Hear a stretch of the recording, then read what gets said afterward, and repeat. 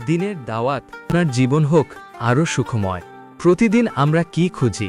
শান্তি, সুস্বাস্থ্য আর জীবনের উদ্দেশ্য। কিন্তু যদি বলা হয় আপনার হাতের কাছেই এমন এক প্রেসক্রিপশন আছে যা আপনার দেহকে সতেজ রাখবে, মনকে করবে প্রশান্ত আর আত্মাকে করবে পরিশুদ্ধ, এটি কোনো বৈজ্ঞানিক আবিষ্কার নয় কোনো নতুন চিকিৎসা পদ্ধতি। এটি হল 1400 বছরেরও বেশি আগে আল্লাহ তাআলা তার বান্দাদের জন্য নির্ধারণ করে দেওয়া এক দৈনন্দিন রুটিন, যা ইসলামে সালাত বা নামাজ নামে পরিচিত। এই নামাজ কেবল কিছু নড়াচড়া আর তেলাওয়াতের সমষ্টি নয়, এটি একজন মানুষের জন্য আল্লাহ প্রদত্ত সবচেয়ে বড় নেয়ামত, যা আমাদের জীবনের প্রতিষেধক ও কল্যাণকর বিধান হিসেবে কাজ করে। সালাত আল্লাহর সাথে সংযোগ ও জীবনের ভিত্তি। সালাত হল ঈমানের পর ইসলামের দ্বিতীয় স্তম্ভ এবং মুমিনদের ওপর আরোপিত ফরজ। নিশ্চয় সালাত মুমিনদের ওপর নির্দিষ্ট সময় ফরজ। সালাত প্রতিষ্ঠা করার আদেশ। সালাতের মূল উদ্দেশ্য কেবল ইবাদত নয়, এটি মানুষকে অশ্লীল ও মন্দ কাজ থেকে বিরত রাখে। কোরআনে আল্লাহ বলেন, নিশ্চয় সালাত অশ্লীল ও মন্দ কাজ থেকে বিরত রাখে। সূরা আনকাবুত 29 নম্বর 45। অজু শারীরিক ও আধ্যাত্মিক পরিশুদ্ধি। স্বাস্থ্যগত উপকারিতা। 5 ওয়াক্ত অজুর নেয়ামত। প্রতিদিন কমপক্ষে 5 বার নির্দিষ্ট অঙ্গপ্রত্যঙ্গ ধোয়ার বিধান। এটি শুধু আধ্যাত্মিক পবিত্রতা নয়, বরং একটি প্রাথমিক স্বাস্থ্যবিধি ও স্বাস্থ্যকর অভ্যাস।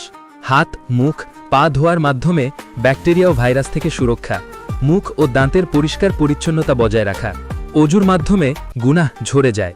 রাসূলুল্লাহ সাল্লাল্লাহু আলাইহি ওয়াসাল্লাম বলেছেন, যখন কোনো মুসলিম বান্দা অজু করে তখন তার অঙ্গপ্রত্যঙ্গ থেকে পাপসমূহ ঝরে পড়ে।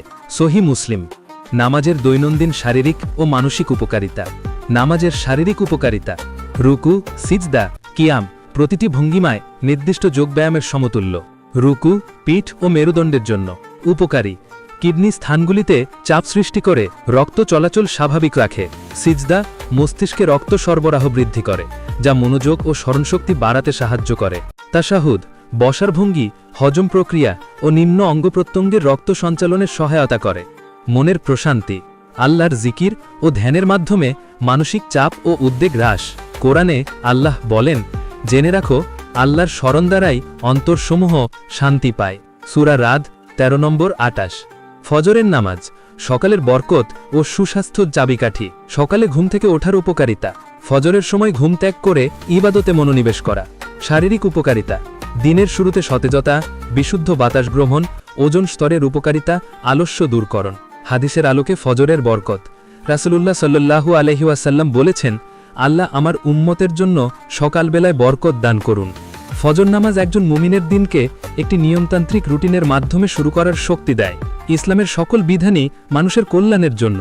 সালাত, সাওম বা রোজা, যাকাত সবকিছুই মানুষের ব্যক্তিগত, সামাজিক, শারীরিক ও আধ্যাত্মিক উন্নতির জন্য।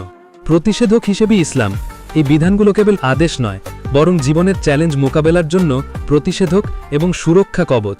কোরআনে আল্লাহ বলেন, আর আপনি আপনার রবের ইবাদত করুন যতক্ষণ না আপনার কাছে নিশ্চিত বিষয় অর্থাৎ মৃত্যু আসে। সূরা হিজর 15 নম্বর 99। সুতরাং সালাত হল এক সামগ্রিক জীবন ব্যবস্থা। এটি দেহের জন্য ব্যায়াম, মনের জন্য শান্তি, আত্মার জন্য খোরাক আর জীবনের সবচেয়ে বড় কল্যাণ। 5 ওয়াক্ত সালাত হল আমাদের জীবনের সেই 5 বার বিরতি, যেখানে আমরা ক্ষণিকের জন্য দুনিয়ার সব কোলাহল ছেড়ে আল্লাহর দরবারে হাজিরা দেই। আসুন আমরা সেই নিয়ামতকে আঁকড়ে ধরি, যা আমাদের ইহকাল ও পরকালের জন্য সবচেয়ে বড় পাথেয়।